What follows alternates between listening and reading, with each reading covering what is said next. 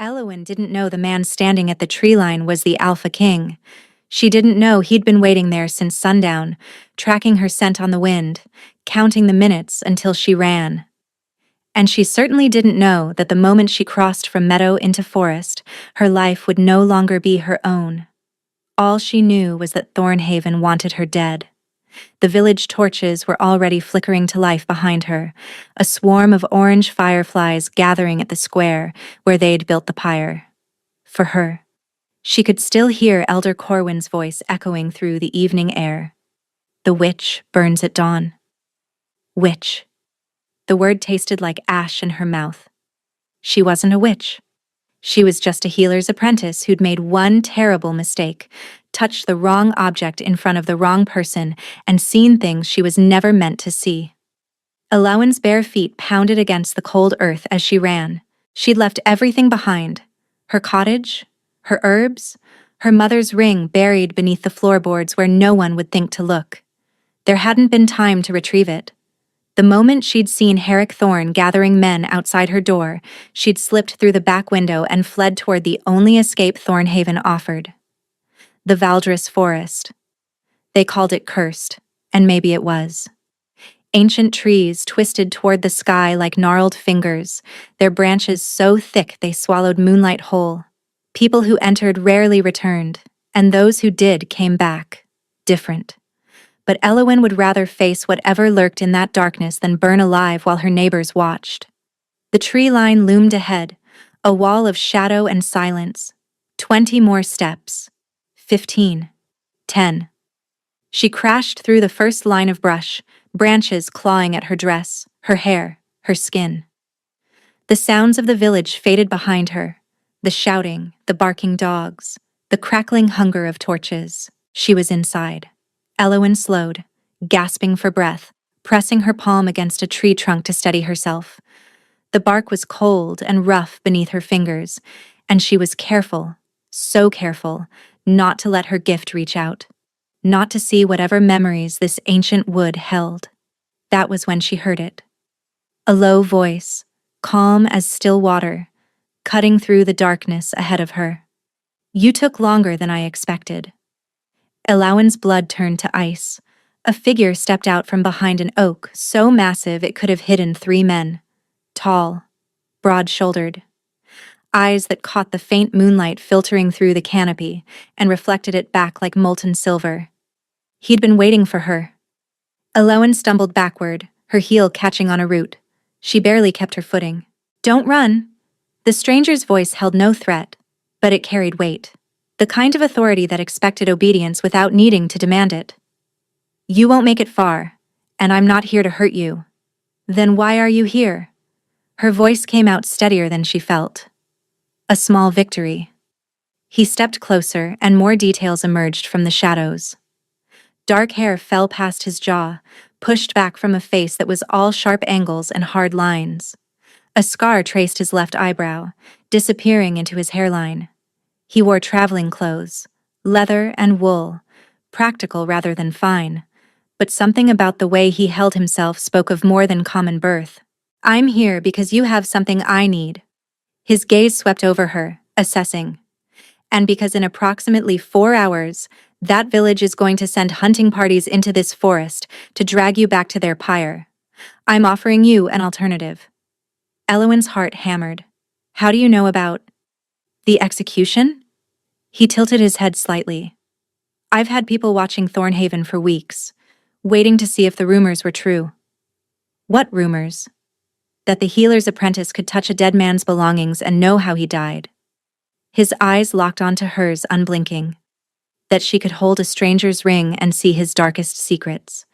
That she'd inherited her mother's curse. The same curse that got her mother burned 15 years ago." The words struck like physical blows. Elowen couldn't breathe. "Who are you?" she whispered. "Someone who needs your gift." He took another step forward, close enough now that she could smell pine and wood smoke clinging to his clothes. "Someone who's willing to offer protection in exchange for your help." "Protection." She laughed, brittle and sharp. "I don't know you. I don't trust you. For all I know, you're worse than what's waiting back there." "Possibly?"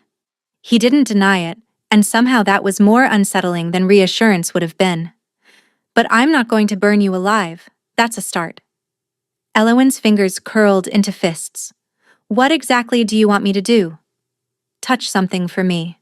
See what it has to show you. Tell me the truth it's hiding. And if I refuse? The stranger glanced back toward Thornhaven, where the distant glow of torches still stained the horizon. Then you walk back into that village and take your chances with the flames. Or you go deeper into this forest alone and take your chances with what lives there. His attention returned to her, and his expression shifted, something almost like respect flickering beneath the cold exterior. But I don't think you're the type to choose death when survival is on the table. Am I wrong? She hated that he wasn't. What's your name? She demanded. The corner of his mouth twitched. Not quite a smile.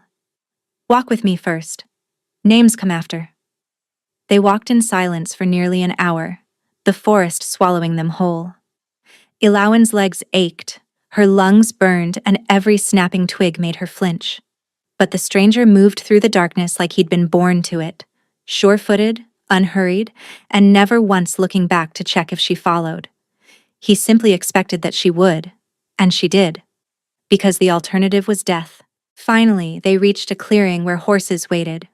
3 of them, held by a man in dark leathers who straightened at their approach. The stranger exchanged a silent nod with him, then turned to Elowen. Sit. Rest. We have things to discuss before we ride. She didn't sit. You said names come after. We've walked. Start talking. That almost smile flickered again. Stubborn. Good. You'll need that. He moved to one of the horses, retrieving something from the saddlebag, a canteen, which he tossed to her. She caught it on instinct. My name is Calum, he said.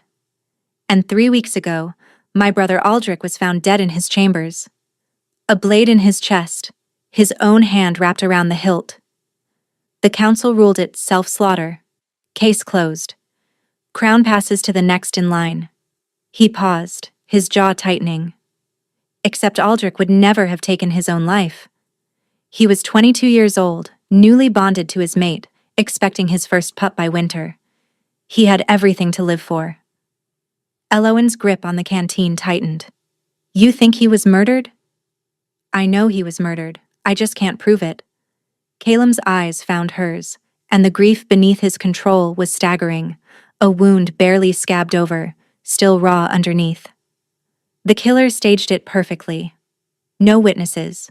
No evidence that contradicts the official ruling. The council accepted the easy answer because it suited them. And you need me to touch something, Elowen said slowly. Something from that night. To see what really happened. Yes. Why me?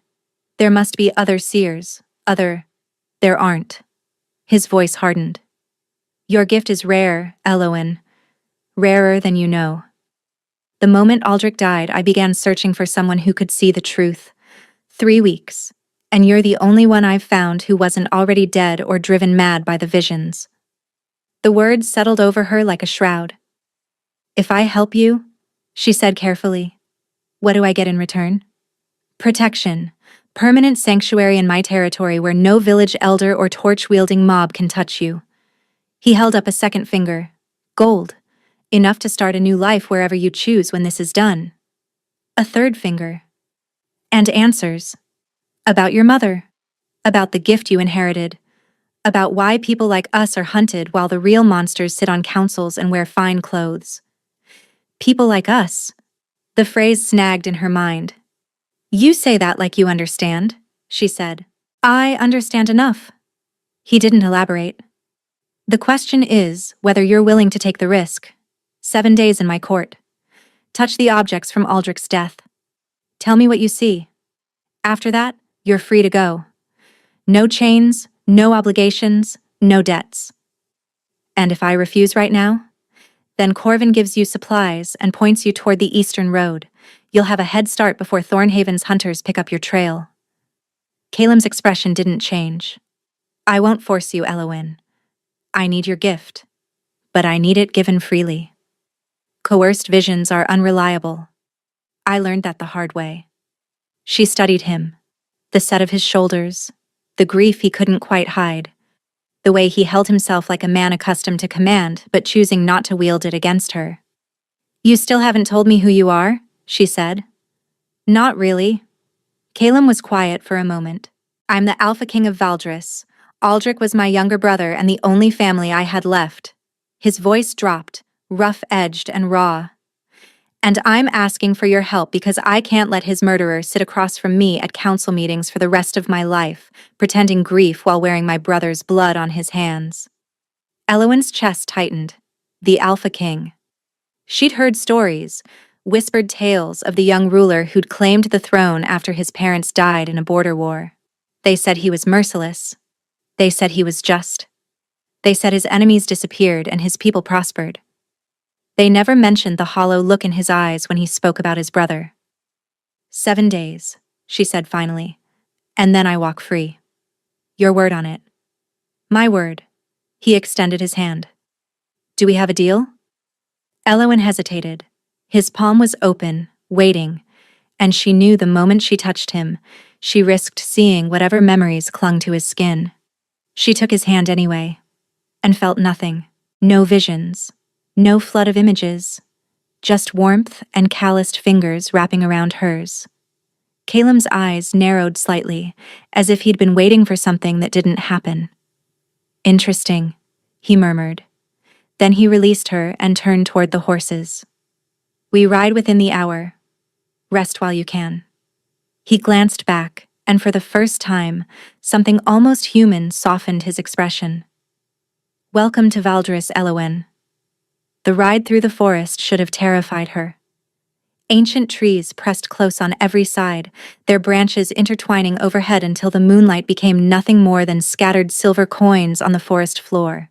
Sounds echoed strangely here, owl calls that seemed to come from everywhere at once, the rustle of unseen creatures in the undergrowth, whispers that might have been wind or might have been something else entirely. But Elowyn felt none of the fear she'd expected. Perhaps it was exhaustion finally dulling her senses.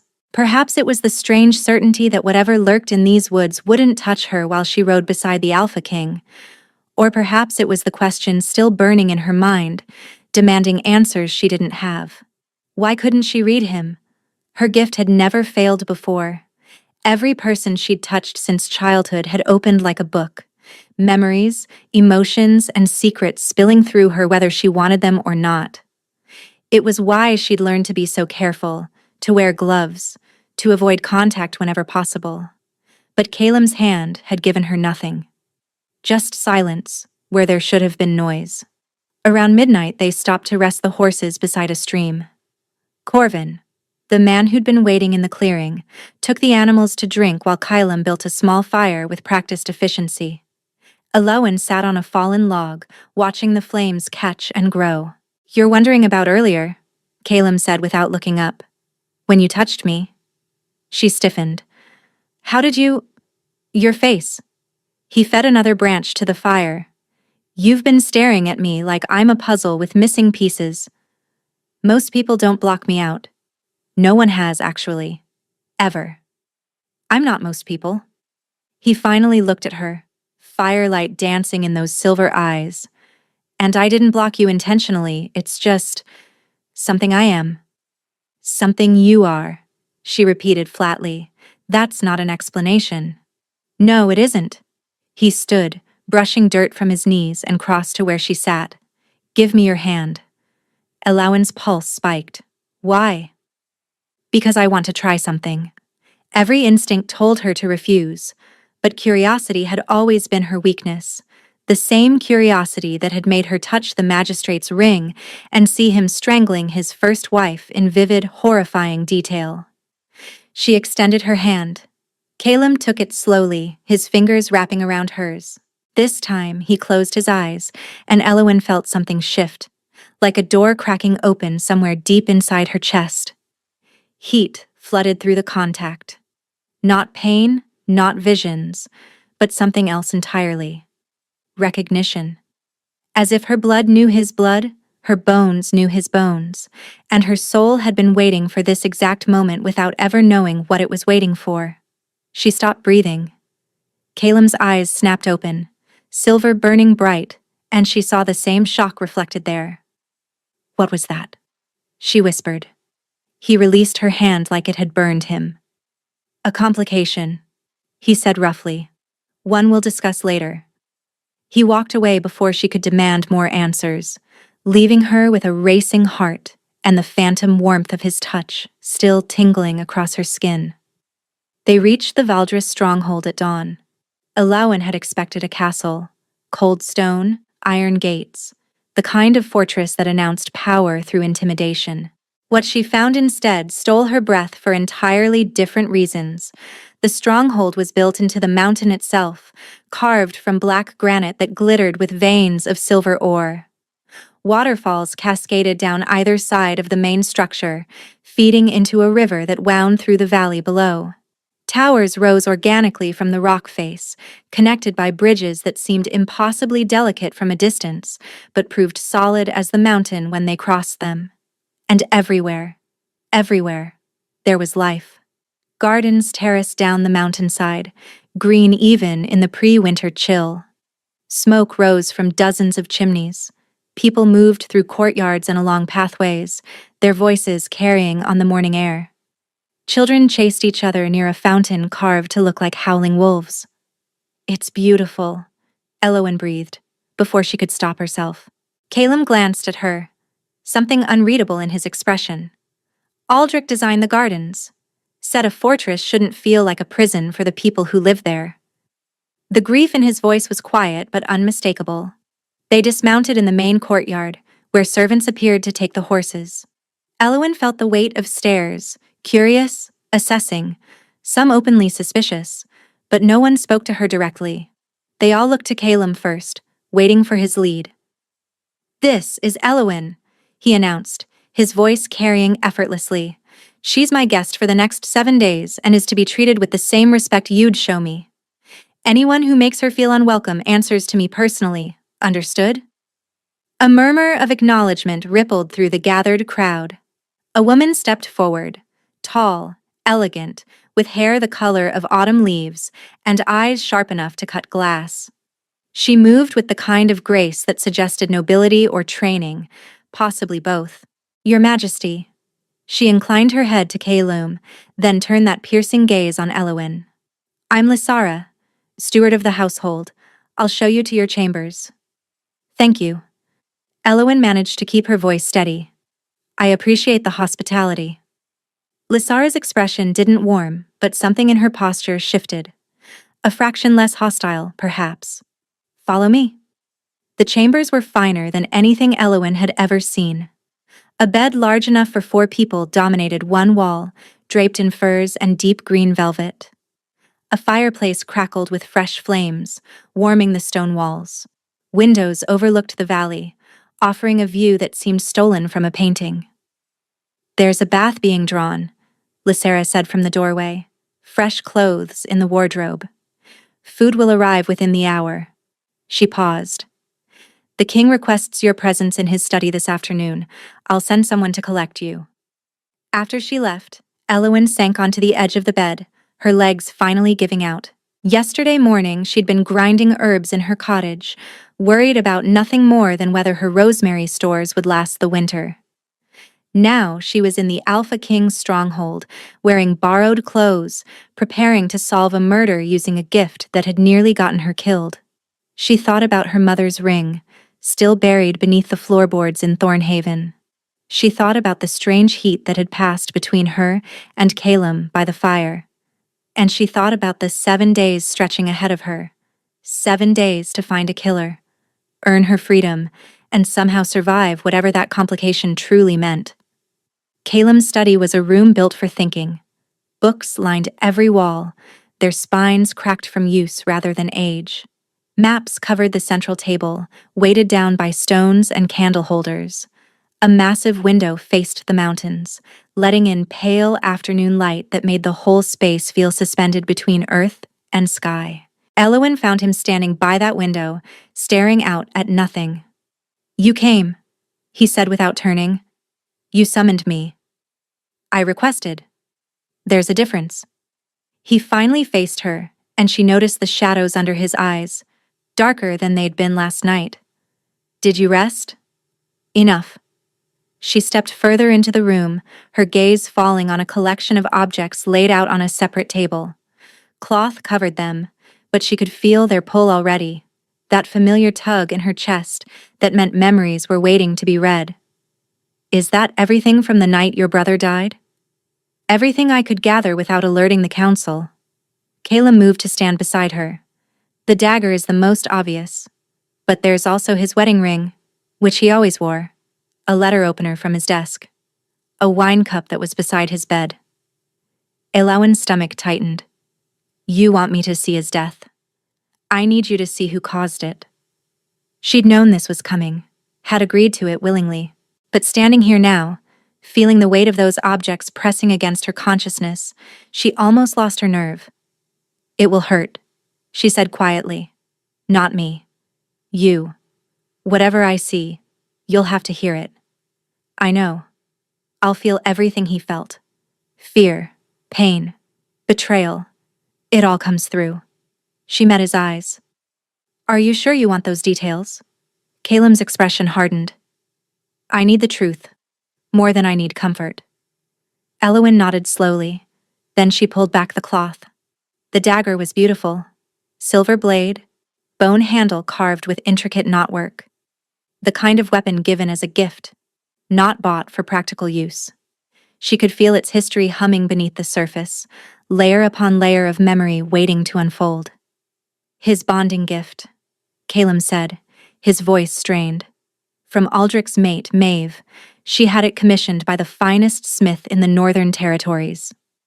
Elowin reached for it, then stopped. I should start with something smaller, the wine cup. Less likely to be the murder itself, but it might show me the hours leading up to it. Caleb nodded his agreement. She picked up the cup. The vision slammed into her without warning. A bedchamber, warmly lit by candles. Aldrich, she knew it was him somehow, felt his identity like a signature in the memory, sat at the edge of his bed, turning the cup in his hands. Young, handsome. A softness around his mouth that suggested easy laughter. A knock at the door. Enter. A man came in. No, not a servant. The clothes were fine, the bearing too confident. A counselor, perhaps. An advisor. Gray-streaked hair, a neatly trimmed beard, eyes that smiled without warmth. Lord Aldrich, I hope I'm not disturbing you. Counselor Varin. Aldrich gestured to a chair. Of course not. What brings you at this hour? A matter of some delicacy. The man, Varin, sat, folding his hands. Regarding your brother's upcoming treaty with the Eastern Pax. Aldrich's expression shifted, curiosity giving way to caution. What about it? There are those on the council who believe the terms are unfavorable, who feel that younger blood might negotiate differently. A pause, heavy with implication. You're suggesting I undermine my brother's authority? I'm suggesting nothing, my lord, merely conveying concerns. Varin stood, smoothing his robes. Think on it. We can speak again tomorrow. He left, and Aldrich sat frozen, the wine cup forgotten in his hands, something like dread creeping across his young face. Elowin gasped, dropping the cup. It clattered against the table but didn't break. What did you see? Caleb was beside her instantly, steadying her with a hand on her elbow. Elowin, what did you see? She gripped the table's edge, fighting the residual dizziness. A man. Counselor Varin, your brother called him. Gray hair, beard, cold eyes. She looked up at Caleb and watched his expression shatter. He came to Aldrich's chambers the night he died, talked about the council having concerns with your treaty, implied that Aldrich should move against you. Varin, the name came out like a curse. He's been on the council since my father's time. He practically raised us after our parents died. He was testing your brother's loyalty, Elowin replied gently. And when Aldrich didn't give him the answer he wanted, she didn't need to finish. Caleb's hand dropped from her arm. He turned away, but not before she saw the devastation written across his face. There are more objects, she said softly. More memories to see.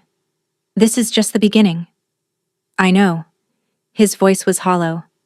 But I think I need a moment before we continue. Iloan watched him walk to the window, shoulders rigid, hands braced against the frame. She understood grief. She'd worn it herself like a second skin since her mother's death, and she knew that sometimes the kindest thing was simply to wait. So she waited. The next 3 days fell into a rhythm Iloan hadn't expected. Mornings belonged to the visions. She worked through the remaining objects one by one. The letter opener that showed Aldrich writing frantically to someone he never named. The wedding ring that held memories of joy so pure they made her weep. And finally, the dagger itself. That vision nearly broke her. She felt Aldrich's confusion when Varin returned that final night. His shock when the older man drew the blade. His desperate struggle, too brief, ended by a strike he never saw coming. And worst of all, his final thought as darkness claimed him. Calum will know. My brother will find the truth.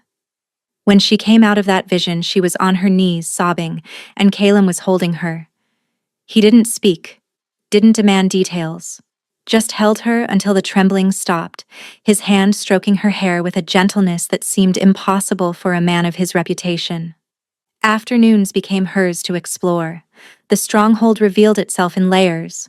She discovered a library that rivaled any she'd dreamed of, its shelves stuffed with texts on herbcraft and healing that made her fingers itch to read.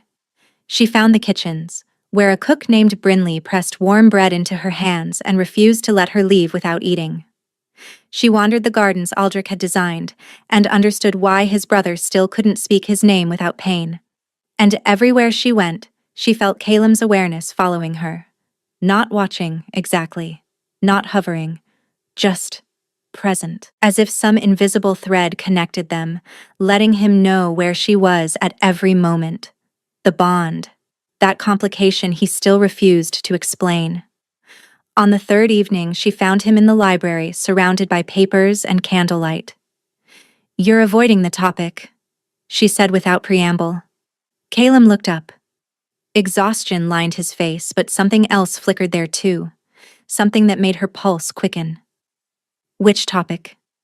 You know which one. She moved closer, stopping just out of reach. What happened by the fire that first night? What's still happening every time we're in the same room? He set down his quill slowly. It's called a recognition bond, he murmured. It happens when two people are compatible, on a level deeper than choice or circumstance.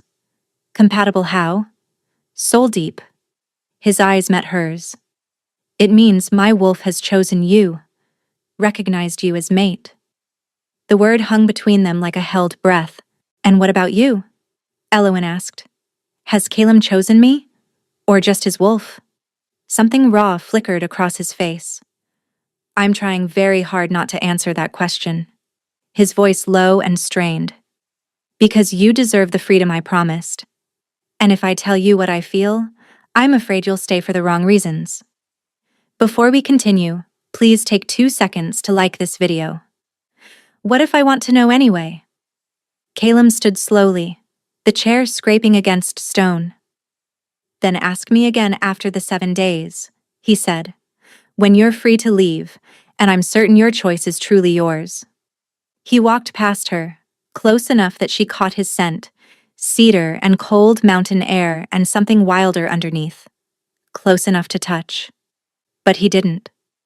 And neither did she. Not yet. On the 5th night, Ilowen found Calum on the highest balcony, staring at the stars. She'd been looking for him for an hour, driven by a restlessness she couldn't name. The stronghold had grown quiet. Servants retired to their quarters. Guards posted at distant doors. Only the wind kept her company as she climbed the winding stairs. He didn't turn when she approached, but she saw his shoulders shift, acknowledging her presence without words.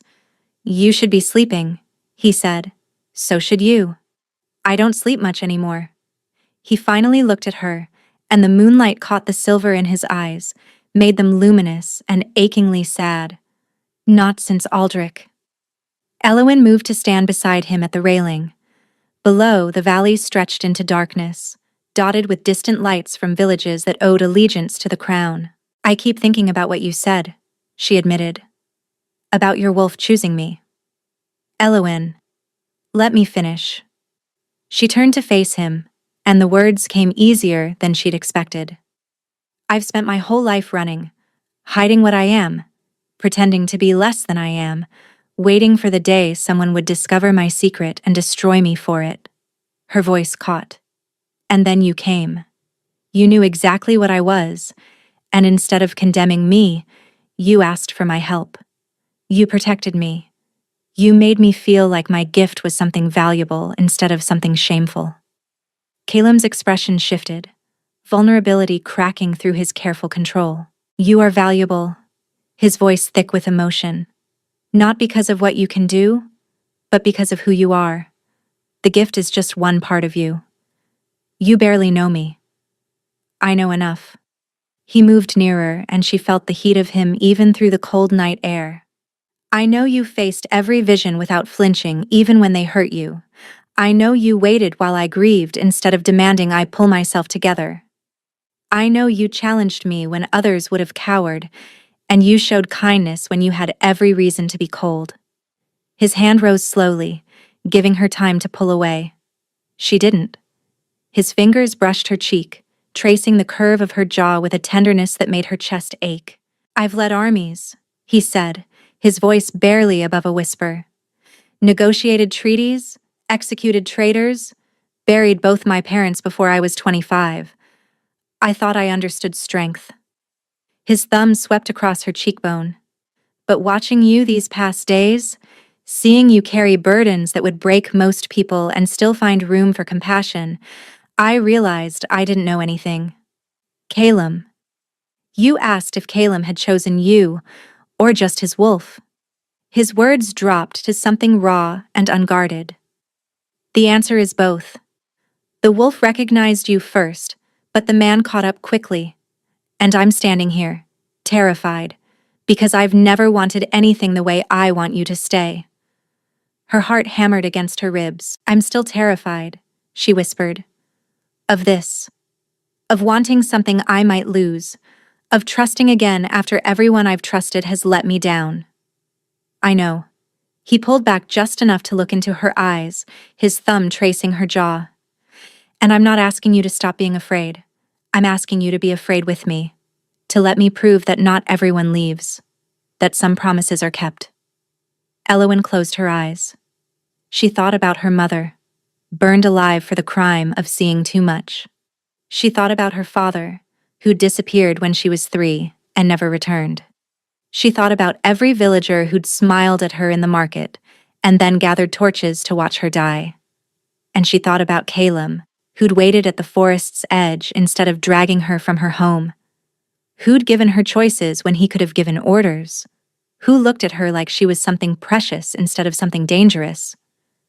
She kissed him. It wasn't graceful or planned. She simply rose on her toes and pressed her lips to his, and the world narrowed to that single point of contact. Caleb made a sound low in his throat. Surprise, relief, hunger all tangled together. And then he was kissing her back, his hands cupping her face, his mouth moving against hers with a desperation that matched her own. The bond flared between them, that invisible thread suddenly blazing with warmth and light, and something that felt terrifyingly like coming home. When they finally broke apart, both breathing hard, Caleb brushed a strand of hair from her face. Stay, he breathed. Not forever, not yet. But after the 7 days. Stay and let me court you properly. Let me show you what this could be. And if I'm not ready for forever, then I'll wait. His voice was steady despite the trembling in his hands. However long it takes. I'll wait. Eowyn pulled back to look at him. Really look at him. The Alpha King, feared and respected across 5 territories, standing before her with his heart in his hands. Ask me again tomorrow, she said softly, after we deal with Varen, after I know we've survived whatever comes next. Is that a maybe? It's a probably. She smiled despite herself. Don't let it go to your head. The sound he made was almost a laugh. Too late. Everything shattered the next morning. Alawan woke to shouting in the corridor, voices raised in alarm, boots pounding against stone. She threw on clothes and yanked open her door to find Lysara standing there, face pale. The king needs you, Lysara said. Now. They ran. Calum was in the great hall, surrounded by guards and council members. In the center of the room, a body lay covered by a dark cloth. Blood seeped from beneath the fabric, spreading across the stone floor. What happened?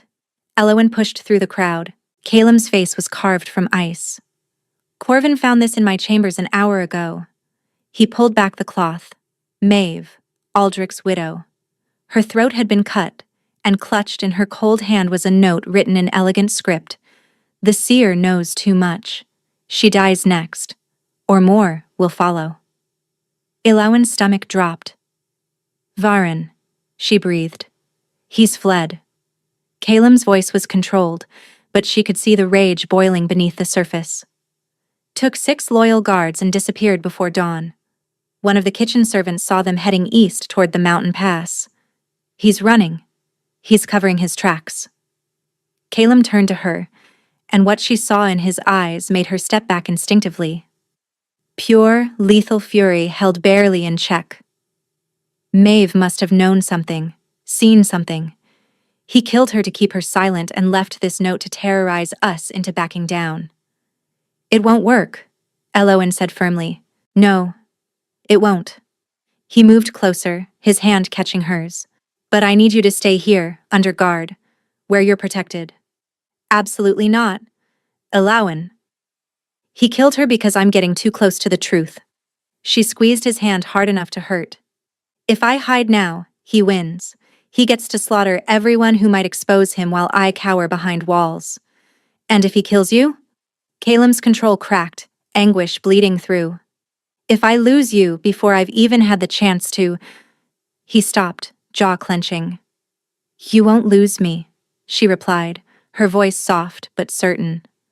But you have to let me help finish this. I can read the note. See where he's going, what he's planning. The risk is mine to take. She held his gaze. You promised me choices, Calum. This is my choice. The silence stretched between them, heavy with everything unspoken. Finally, he exhaled, a sound of surrender. Together then. His hand tightened on hers. We end this together. Elowen picked up the blood-stained note. The vision hit like a thunderclap.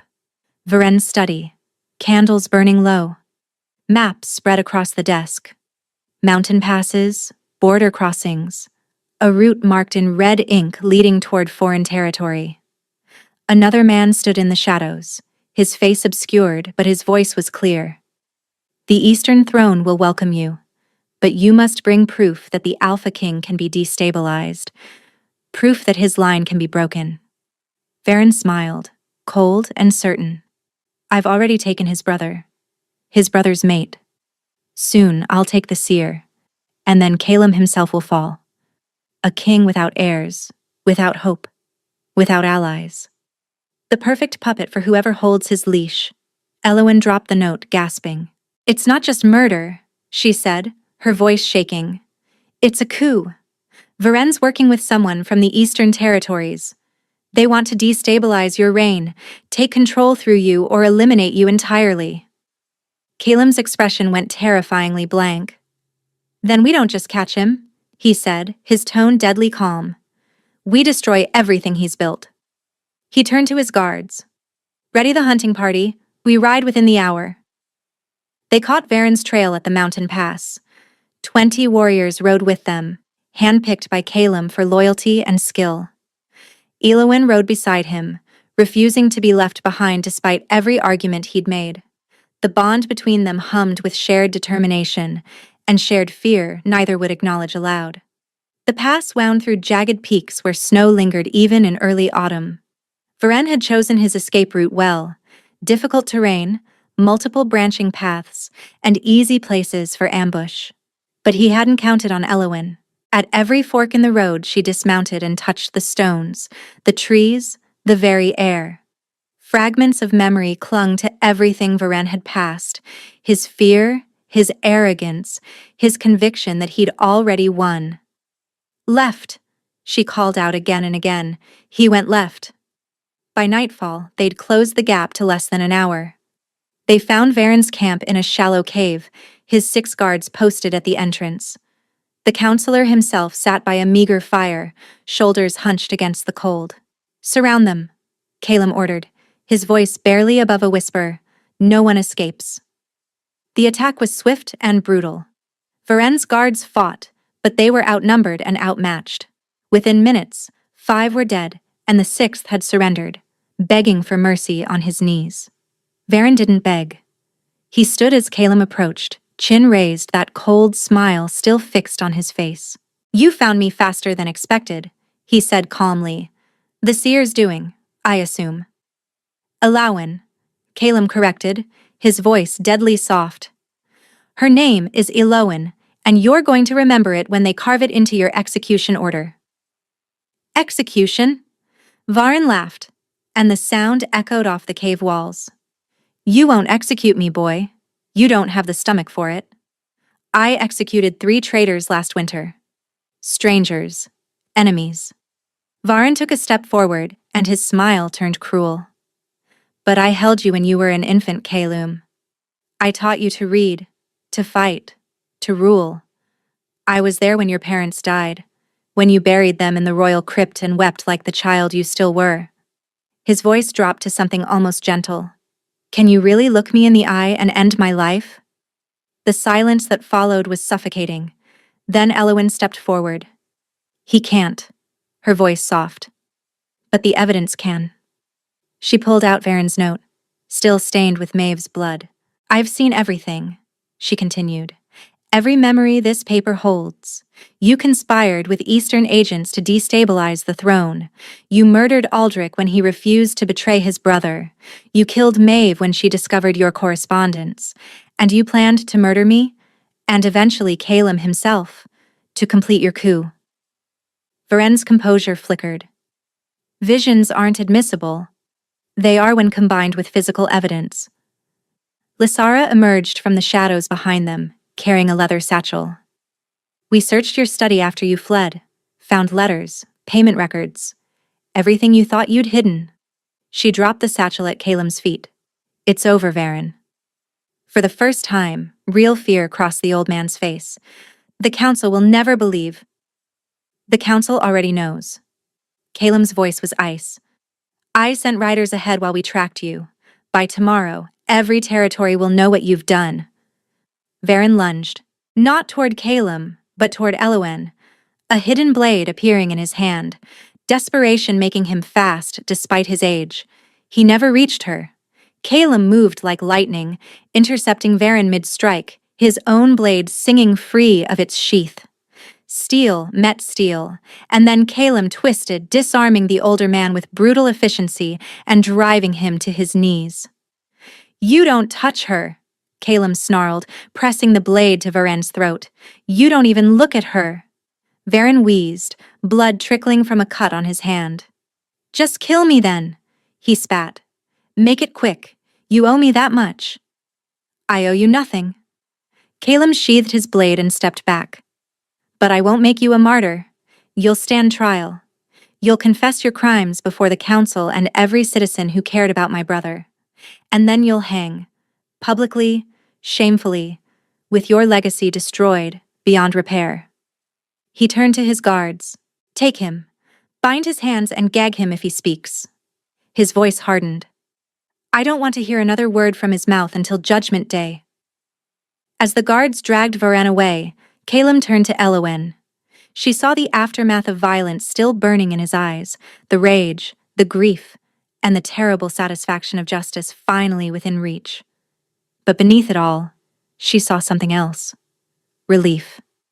"It's over," she murmured. "Almost." He reached for her, his hand cupping her cheek. "There's still one thing left." "What's that?" "Keeping my promise." His thumb brushed her jawline. letting you choose what happens next. The trial lasted 3 days. Varun confessed nothing willingly, but the evidence spoke louder than his denials. Letters in his own handwriting. Testimony from servants who'd seen too much and feared too greatly to speak until now. And Eloan's visions, presented through detailed testimony that left the council pale and shaken. On the 3rd day, they found him guilty on all counts. He hanged at dawn on the 4th day. Eloan didn't attend. She'd seen enough of Varun's cruelty through borrowed memories. She didn't need to watch him die.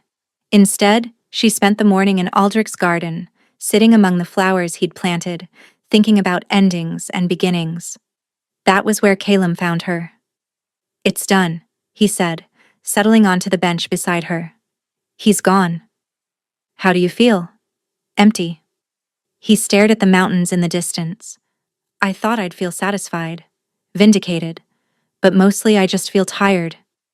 "That's grief," she replied gently. "Justice doesn't erase loss. It just makes space for healing to begin." Calum was silent for a long moment. "The 7 days are over," he said finally. "Technically, they ended yesterday." Eloan's heart stuttered. "I know. Your debt is paid. Your freedom is earned. Corvin can escort you wherever you want to go. The eastern coast, the southern villages, anywhere you'd be safe and comfortable. Is that what you want?" He turned to look at her, and everything he felt was written plainly on his face. "You know what I want," he said roughly, "but I made you a promise. Your choice, your freedom. I won't break that, no matter how much it costs me." Eloan studied him, this man who'd found her at her lowest and offered salvation without demanding surrender. Who'd held her through visions that shattered her. Who'd defended her against a killer and still stepped back to let her choose her own path. "I spent my whole life waiting for freedom," she said slowly, dreaming about it, planning for it, telling myself that once I had it, I'd finally be happy. "And now? Now I realize I was wrong."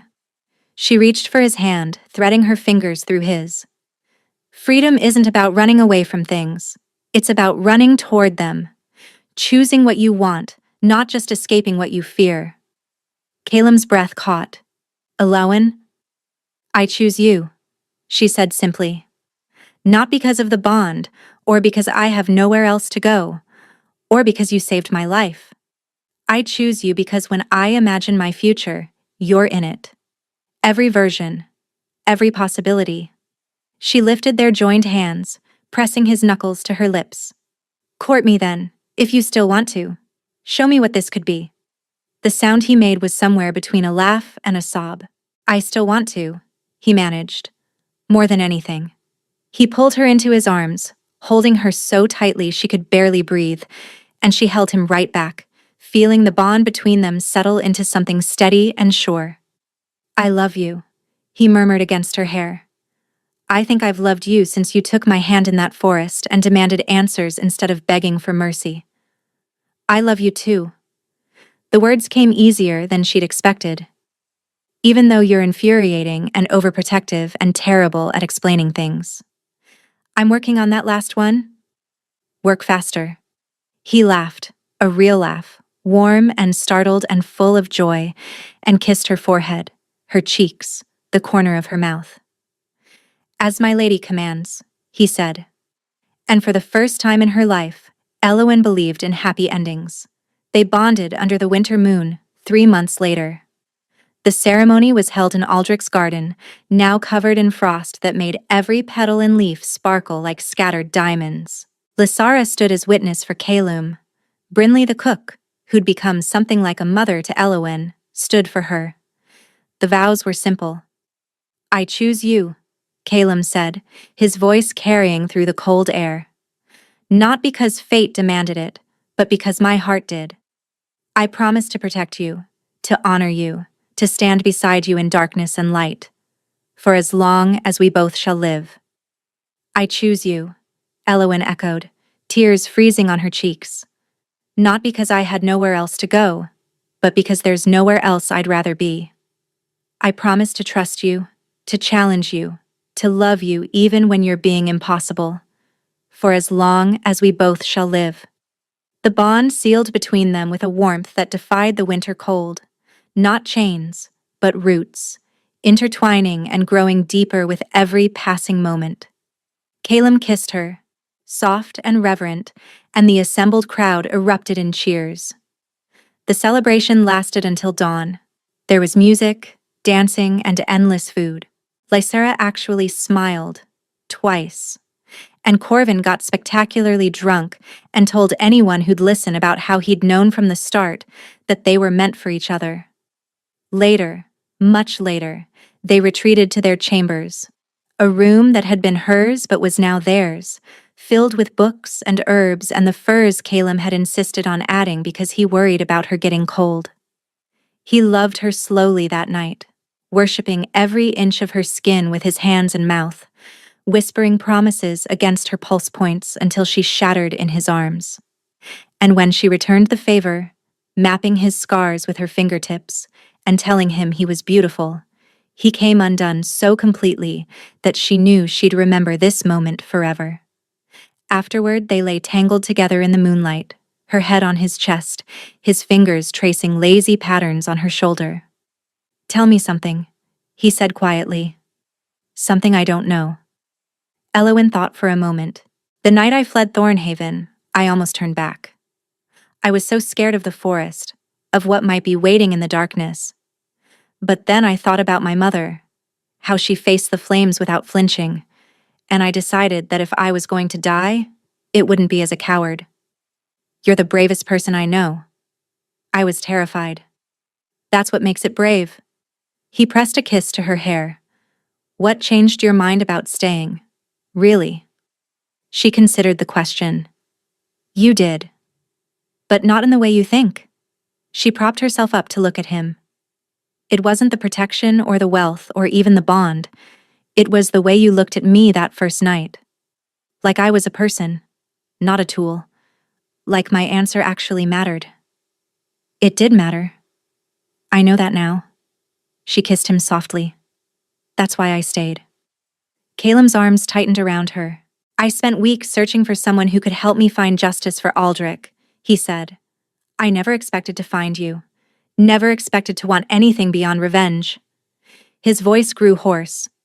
"You gave me something to live for again, Alawan. Not just exist.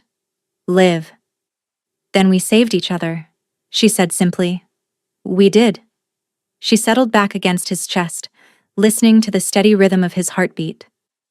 Outside, snow began to fall, blanketing the stronghold in white silence. Inside, wrapped in warmth and love, Elowen finally understood what home meant. It wasn't a place. It was a person. And she'd run straight into his arms. Where are you listening from? Let's meet in the comments. I love hearing your thoughts. And if you'd like to support me, please subscribe. It's free, and it helps more people hear these stories.